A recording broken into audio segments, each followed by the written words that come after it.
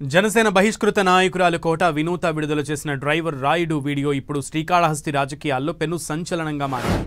Driver Rayudu కోట వినూత చేసినటువంటి ఆరోపణలపై MLA Bojjala Sudheer Reddy స్పందించారు. కోట వినూత దంపతులు డ్రైవర్ రాయుడుని హత్య చేసి తనపై బురద చల్లాలని చూస్తున్నారని శ్రీకాళహస్తి ఎమ్మెల్యే బొజ్జల సుధీర్ రెడ్డి ఆరోపించారు. రాయుడి వీడియో ఏఐనా లేదా మార్ఫింగ్ చేసినదా లేకపోతే ముందే డ్రైవర్ను బెదిరించి ఈ వీడియో తీశారా అని సందేహం వ్యక్తం చేశారు. ఏ రోజైనా కూటమి కోసం పార్టీ కోసం కోట వినూత పనిచేశారా అని ప్రశ్నించారు. బెయిల్ వచ్చినంత మాత్రాన నిర్దోషులు అవుతారా అని విమర్శించారు. తాను ఏ ఎంక్వైరీకైనా సిద్ధంగా ఉన్నానని ఎమ్మెల్యే సుధీర్ రెడ్డి స్పష్టం చేశారు.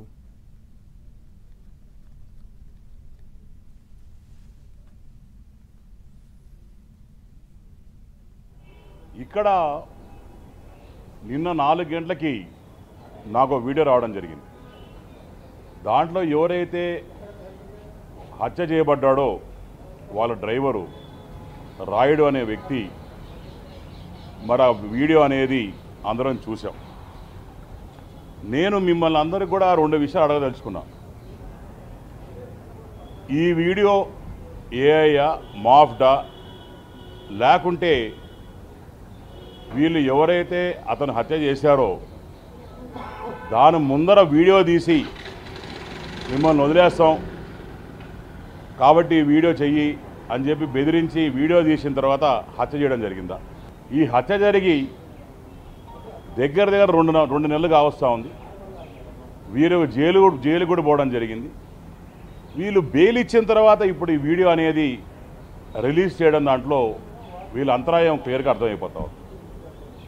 ఒక సింపతి తెచ్చుకోదానికో లేకుంటే కష్టపడి గెలిచి ఈరోజు మంచి పేరు తెచ్చుకొని శ్రీకాళహస్తిని అభివృద్ధి చేస్తున్న నా మీద బుడద జల్లదానికో చేస్తున్నారని చెప్పి ఒక క్లియర్ కట్ సంగతి తప్ప దీంట్లో వాళ్ళ డ్రైవర్తో నాకు డిపాజిట్లు కూడా గెలవని వాళ్ళతో ఆ రోజు మాకు వాస్తవాన్ని ఈ రోజు వరకు కూడా నేను ఆవిడతో ఎన్నో ప్రాబ్లమ్స్ ఫేస్ చేశాను ఎలక్షన్స్ ముందర కూడా.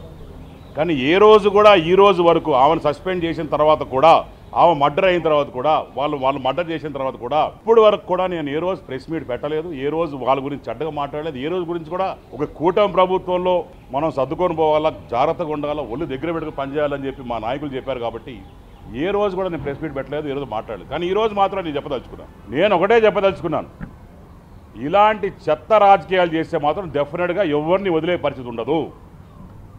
డెఫినెట్గా దీని మీద ఒక స్ట్రిక్ట్ ఎంక్వైరీ చేయాలి. ఈరోజు నా పేరు చెప్పారు, రేపు ఇంకో నాయకుల పేరు చెప్తారు. ఈరోజు నా మీద బుడదబల్లే ప్రయత్నం ఉంది.